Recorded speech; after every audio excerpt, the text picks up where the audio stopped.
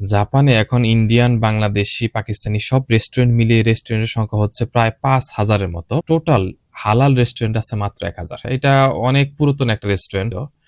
আর এটা হচ্ছে সেই প্লেটারটা চলে আসছে। I love it. Just আসসালামু আলাইকুম, সবাইকে অনেক অনেক শুভেচ্ছা। আমি জাপান থেকে ডক্টর মেহেদি।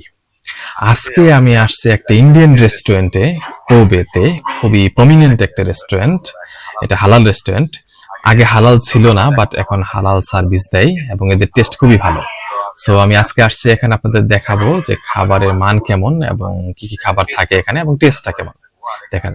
আর এখানের যে ওনার, উনি খুবই ভালো মানুষ, জাপানিজ ওনার, আমার খুব পরিচিত।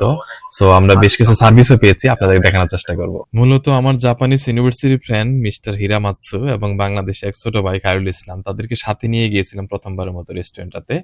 এই রেস্টুরেন্টটা কোবে এবং আকাশি স্টেশনের মাঝামাঝি, শিন্নাগাতা স্টেশন, সেখানে অবস্থিত। কিছু ইনফরমেশন দিই আপনাদের। জাপানে এখন ইন্ডিয়ান, বাংলাদেশি, পাকিস্তানি সব রেস্টুরেন্ট মিলিয়ে রেস্টুরেন্টের সংখ্যা হচ্ছে প্রায় 5,000-এর মতো। এর ভিতরে সব মিলিয়ে টোটাল হালাল রেস্টুরেন্ট আছে মাত্র 1,000। ইন্ডিয়ান রেস্টুরেন্টগুলো আগে তো হালাল ছিল না, রিসেন্টলি এরা হালালের দিকে অগ্রসর হচ্ছে। কারণ হচ্ছে তারা মুসলিম কাস্টমারকে তারা অ্যাটাক করতে চায় আর কি। তো এটা আমার বাসা থেকে প্রায় 15 কিলোমিটারের মতো দূরত্বে রেস্টুরেন্টটা, এবং এদের টেস্টটা খুব ভালো। কারণ আমি বেশ কয়েকবার ইউনিভার্সিটি বিভিন্ন ফাংশনেও এখানে আমরা গিয়েছি। সো সেই সূত্রে আমার ওনার খুব পরিচিত, আর এই জন্যই এখানে নিয়ে যাওয়া আর কি।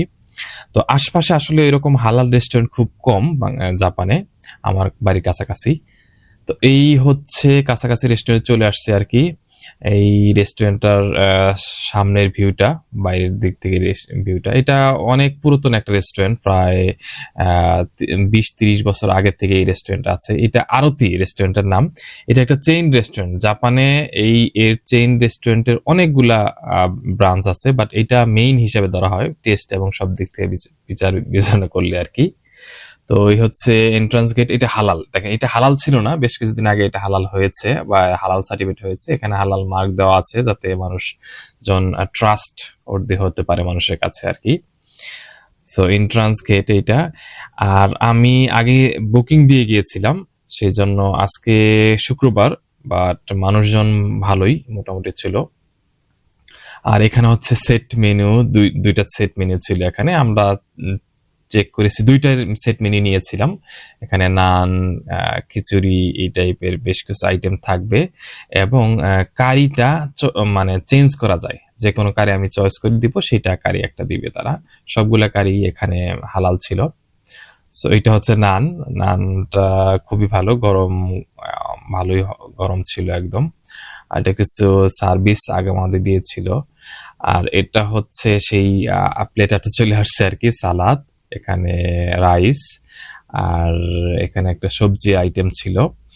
আর এছাড়া যে এই মাটন কারি, মাটন মাসালা কারিটা ছিল। আর এখানে কিছু পিকলস দিয়েছিল আর কি, খুবই টেস্টি, যেটা খেয়ে দেখলাম আর কি, অনেক টেস্টি। আর এছাড়া আরেকটা প্লেটার যেটা নিয়েছিলাম, সেখানে এখানে এইরকম সবই প্রায় সেম, বাট এখানে চিকেনটা ছিল এক্সট্রা। আর এখানে এটা ছিল এবি এবি কারি, মানে শ্রিম্পের কারি ছিল আর কি। তো আমার জাপানিজ ফ্রেন্ড এবং বাংলাদেশি যে ছোট ভাই, তারা খুব মজা করে খাচ্ছিল ফার্স্ট টাইম। তো জাপানিজদের কাছেও এরা টেস্টি করে মানে উপস্থাপন করার চেষ্টা করে আর কি, যদিও জাপানিজটা খুব একটা পছন্দ করে না স্পাইসি। সো আমার কাছে এই সালাদটা অনেক টেস্টি ছিল, এবং এই রাইসটা তো খুব সামান্য হলেও অনেক টেস্টি ছিল। বিশেষ করে এই মাটন কারিটা, এটা খুবই অসম্ভব রকম টেস্ট। এটা বাংলাদেশিদের চেয়েও অনেক টেস্ট, বাংলাদেশি যারা রান্না করতে পারে তার চেয়ে অনেক টেস্ট আর কি। আর আমি তাদেরকে জিজ্ঞেস করেছিলাম যে কেমন টেস্ট।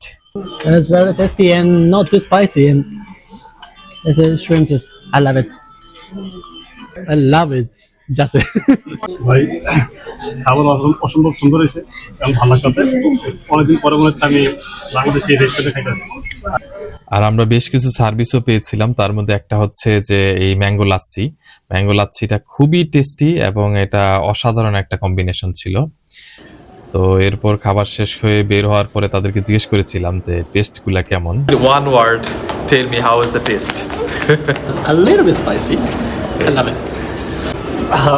খুব ভালো আমি প্রথম আসলাম জাপানে কোনো রেস্টুরেন্টে খেতে, পুরো বাংলাদেশের খাবার মতন মেহেদি ভাই আমাকে নিয়ে আসলো, না হয় আমার আশা হইল না, এই প্রথমবার। ধন্যবাদ ভাই।